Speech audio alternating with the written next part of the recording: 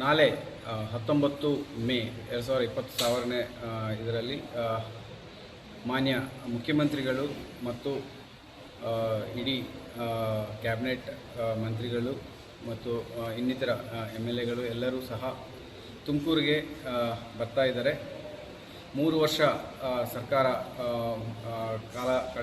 ಕಾಲ ಕಳೆದಿರುವಂಥ ಸಂದರ್ಭದಲ್ಲಿ ಒಂದು ಕಾರ್ಯಕ್ರಮ ಮಾಡಲಾಗ್ತಾ ಇದೆ. ಜೊತೆಗೆ ರೆವೆನ್ಯೂ ಕಾರ್ಯಕ್ರಮವನ್ನು ಅದರಲ್ಲಿ ಹಮ್ಮಿಕೊಳ್ಳಲಾಗಿದೆ. ಸೊ ಈ ಕಾರ್ಯಕ್ರಮಕ್ಕೆ ಬೆಳಗ್ಗೆ 10 ಗಂಟೆಯಿಂದ ಮಧ್ಯಾಹ್ನ 3 ಗಂಟೆ ತನಕ ಕಾರ್ಯಕ್ರಮ ನಡೆಯಲಿದೆ.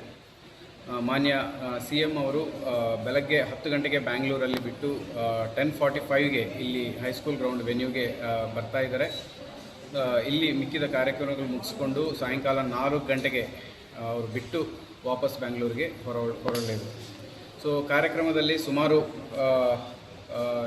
2400 ಬಸ್ಸಸ್ ಹೈರ್ ಮಾಡಲಾಗಿದೆ ಡಿಸ್ಟ್ರಿಕ್ಟ್ ಅಡ್ಮಿನಿಸ್ಟ್ರೇಷನಿಂದ. ಸೊ ಈ ಬಸ್ಸಸ್ ಮೂಲಕ ಎಲ್ಲ ತಾಲೂಕುಗಳಿಂದ ಸಾರ್ವಜನಿಕರು ಬರಲಿದೆ. ಸೊ ಹೀಗಾಗಿ ನಾವು ಟೌನಲ್ಲಿ ಟ್ರಾಫಿಕ್ ರೆಸ್ಟ್ರಿಕ್ಷನ್ಸ್ ಅಳವಡಿಸಲಾಗಿದೆ. ಮುಖ್ಯವಾಗಿ ಗುಬ್ಬಿ ಸರ್ಕಿಲಿಂದ ಬಟ್ವಾಡಿ ತನಕ BH ರೋಡಲ್ಲಿ ಟ್ರಾಫಿಕ್ ಮೂವ್ಮೆಂಟ್ಗೆ ರೆಸ್ಟ್ರಿಕ್ಷನ್ಸ್ ಮಾಡಲಾಗಿದೆ. 2 ಸೈಡ್ಸ್ 2 ಬದಿಯಲ್ಲಿ ಪಾರ್ಕಿಂಗ್ ಬ್ಯಾನ್ ಮಾಡಲಾಗಿದೆ. ಸೊ ಯಾರೇ ಆಗಲಿ ತುಮಕೂರಿಗೆ ಬ್ಯಾಂಗ್ಳೂರು ಕಡೆಯಿಂದ ಎಂಟರ್ ಆಗಬೇಕು ಅಂದರೆ ಈ ಕುಣಿಗಲ್ ರಿಂಗ್ ರೋಡ್ ಆಗಲಿ ಇಲ್ಲ ಅಂದರೆ ಹನುಮಂತಪುರ ಅಂಡರ್ಪಾಸ್ ಕೆಳಗಡೆಯಿಂದ ಕೋತಿತೋಪ್ ಕಡೆಯಿಂದ ಬರಬೇಕಾಗುತ್ತೆ. ತಿಪ್ಟೂರು ಕಡೆಯಿಂದ ಬರಬೇಕಾಗಿರೋರು, ಕುಣಿಗಲ್ ಕಡೆಯಿಂದ ಬರಬೇಕಾಗಿರೋರು ಗುಬ್ಬಿ ರಿಂಗ್ ರೋಡನ್ನು ಬಳಸ್ಕೊಳ್ಬೇಕಾಗುತ್ತೆ. ಸೊ ಗುಬ್ಬಿ ಕಡೆ ಅವರು ಗುಬ್ಬಿ ಗೇಟಿಂದ ಶಿರಾ ಕಡೆ ಹೋಗೋರು 80 ಫೀಟ್ ರೋಡು ಮತ್ತು ದಿಬ್ಬೂರು ಜಂಕ್ಷನ್ ಯೂಸ್ ಮಾಡ್ಕೋಬೇಕಾಗುತ್ತೆ. ಸೊ ಇದ್ರ ಜೊತೆಗೆ ನಾಳೆ ಬೆಳಗ್ಗೆ 7 ಗಂಟೆಯಿಂದ ಬಂದೋಬಸ್ತ್ ಶುರು ಆಗುತ್ತೆ. ಸಾಯಂಕಾಲ ಮಾನ್ಯ ಮುಖ್ಯಮಂತ್ರಿಗಳು ಅವರು ಬ್ಯಾಂಗ್ಳೂರು ರೀಚ್ ಆಗೋವರೆಗೂ ಬಂದೋಬಸ್ತು ಅದು ಚಾಲನೆಯಲ್ಲಿ ಇರುತ್ತೆ. ಇದ್ರ ಮಧ್ಯೆ ಸರ್ ಒಂದಷ್ಟು ಜನ ಪ್ರತಿಭಟನೆ ಮಾಡ್ತಿದ್ದಾರೆ, ಈ ರೀತಿಯಾದಂಥ ಒಂದು ಪ್ರಕ್ರಿಯೆ ಅನುಮತಿ ಏನಾದಿದೆಯಾ ಮಾಡಿದ್ರೆ? ಸೊ ಯಾವುದಕ್ಕೆ ಅನುಮತಿ ಇಲ್ಲ. ಹಾಗೇನಾದರೂ ಯಾರಾದರೂ ಮಾಡೋಕ್ಕೆ ಪ್ರಯತ್ನ ಪಟ್ಟರೆ ಅವ್ರ ಮೇಲೆ ಕಠಿಣ ಕಾನೂನು ಕ್ರಮ ತಗೊಳ್ಳಲಾಗುತ್ತೆ. ಅದಕ್ಕೆ ಅಂತ ನಾವು ಟೀಮ್ಸ್ ನೇಮಕ ಮಾಡಿ ಡೆಪ್ಯೂಟ್ ಮಾಡಲಾಗಿದೆ. ಮತ್ತು ಕಾರ್ಯಕ್ರಮ ಸ್ಥಳದಲ್ಲಿ ಮುಖ್ಯವಾಗಿ ಯಾರೇ ಆದರೂ ಈ ಥರ ಕೆಲಸಕ್ಕೆ ಹೊರಟಿದ್ರೆ ಅಲ್ಲಿ ಕ್ರೌಡ್ ಜಾಸ್ತಿ ಇರೋದ್ರಿಂದ ಅಲ್ಲೇನಾದರೂ ಅನಾಹುತ ಆಗುವ ಸಾಧ್ಯತೆ ಇರುತ್ತೆ. ಹಾಗಾಗಿ ಯಾರೇ ಆಗಲಿ ಈ ಥರ ಕೆಲಸ ಮಾಡಬಾರ್ದು. ಸೊ ನಾಟ್ ಜಸ್ಟ್ ಪ್ರೊಟೆಸ್ಟ್ ಮಾಡೋದೊಂದಕ್ಕೋಸ್ಕರನೇ ಅಲ್ಲ, ಅಲ್ಲಿ ಸೇಫ್ಟಿಗೋಸ್ಕರನೂ ನೋಡಬೇಕಾಗುತ್ತೆ. ಅಲ್ಲಿ ಹೈಸ್ಕೂಲ್ ಅಲ್ಲಿ ಇರುವ ಜಾಗನ ನೋಡಿಕೊಂಡು ಇದ್ಯಾವುದು ಮಾಡದೇ ಇರೋದು ಉತ್ತಮ.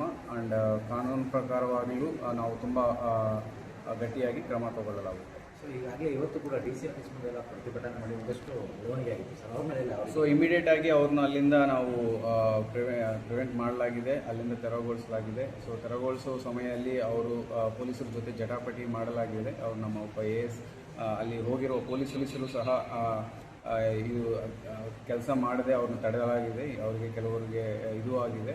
ಸೊ ಈ ವಿಚಾರದಲ್ಲಿ ನಾವು ಒಂದು FIR ಮಾಡಲಾಗಿ ಅದರಲ್ಲಿ ಸಂಬಂಧಿಕರು ಯಾರಿದ್ದಾರೆ ಅವ್ರನ್ನ ಅರೆಸ್ಟ್ ಮಾಡಲಾಗಿದೆ. ಆ್ಯಂಡ್ ಯಾರೇ ಆಗಲಿ ಕಾನೂನು ಕೈಗೆ ತೊಗೊಂಡ್ರೆ ಅವ್ರ ಮೇಲೆ ಶಿಸ್ತು ಕ್ರಮ ಗಂಭೀರವಾಗಿ ತಗೊಳ್ಳಲಾಗುತ್ತೆ. ಮುನ್ನೆಚ್ಚರಿಕಾ ಕ್ರಮವಾಗಿ ಸರ್ ಯಾರನ್ನಾರು ವಶಕ್ಕೆ ಪಡೆಯುವಂಥದ್ದು ಈ ರೀತಿಯಾದಂಥ ಪ್ರಕ್ರಿಯೆ ಏನಾದರೂ ಆಗಿದೆಯಾ? ಸೊ ಸದ್ಯಕ್ಕೆ ನಾವು ಇನ್ನೂ ಪ್ರಿವೆಂಟಿವ್ ಯಾರನ್ನೂ ಮಾಡಿಲ್ಲ. ಯಾರಾದರೂ ಈ ಥರ ಮಾಡೋದು ಕಂಡು ಬಂದರೆ ಡೆಫಿನೆಟಾಗಿ ಅವ್ರನ್ನ ಪ್ರಿವೆಂಟಿವ್ ಮಾಡಲಾಗುತ್ತೆ. ನಮಸ್ಕಾರ. ನಾಳೆ honourable CM, DCM, honourable ministers ಎಲ್ಲರೂ ಕೂಡ ತುಮಕೂರು ಜಿಲ್ಲೆಗೆ ಬರ್ತಿದ್ದಾರೆ. ಎಲ್ಲ ಸಿದ್ಧತೆಗಳು ಕೂಡ ನಾವು ಮಾಡಿದ್ವಿ. ವಿಶೇಷವಾಗಿ ಎಕ್ಸಿಬಿಷನ್ ಬಗ್ಗೆ ಹೇಳಬೇಕಾದ್ರೆ ಕಂದಾಯ ಇಲಾಖೆಯಲ್ಲಿ ಲಾಸ್ಟ್ 1 ಇಯರಲ್ಲಿ ಸುಮಾರು 1,50,000 ಬೆನಿಫಿಷರೀಸ್ಗೆ ನಾವು ರೀಚ್ ಔಟ್ ಮಾಡಿದ್ವಿ. 1,06,000 ಪೌತಿ ಖಾತೆ ಮಾಡಿದ್ವಿ ಲಾಸ್ಟ್ 1 ಇಯರಲ್ಲಿ. ವಿಶೇಷವಾಗಿ ಕಂದಾಯ ಗ್ರಾಮದ್ದು 1110 ವಿಲೇಜಸನ್ನು ಗುರುತು ಮಾಡಿ ಅಲ್ಲಿ ಇರುವ ಫ್ಯಾಮಿಲೀಸ್ಗೆ ಹಕ್ಕುಪತ್ರ 22,000 ಕೊಟ್ಟಿದ್ದೀವಿ. So this is a record of its kind, highest. ರಾಜ್ಯದಲ್ಲಿನೇ ನಾವು ಪ್ರಥಮ ಸ್ಥಾನದಲ್ಲಿ ಇದ್ದೀವಿ ತುಮಕೂರು ಜಿಲ್ಲೆ. ಅದನ್ನು ನಾವು we have officially entered into Guinness book of records. ನಾಳೆ ನಮಗೆ ಗಿನ್ನಸ್ ಬುಕ್ ಆಫ್ ರೆಕಾರ್ಡ್ಸ್ ಅವರು ಬಂದು ಸರ್ಟಿಫಿಕೇಟ್ ಕೂಡ ಕೊಡ್ತಾರೆ. ಸೊ ಇದು ಕಂದಾಯ ಇಲಾಖೆಯ ಒಂದು ಒಳ್ಳೆಯ ಕಾರ್ಯಕ್ರಮ. ಮತ್ತು ಇಲ್ಲಿ ತಾವು ಏನು ನೋಡ್ತಿದ್ದೀರಾ ಆಲ್ ದಿ ಬೆನಿಫಿಷರೀಸ್ದು ಅಲಾಂಗ್ ವಿತ್ ದಿ ಹಕ್ಕುಪತ್ರ ತಗೊಂಡಿರುವ ಫೋಟೋಸ್ ಡಿಸ್ಪ್ಲೇ ಮಾಡಿದ್ದೀವಿ.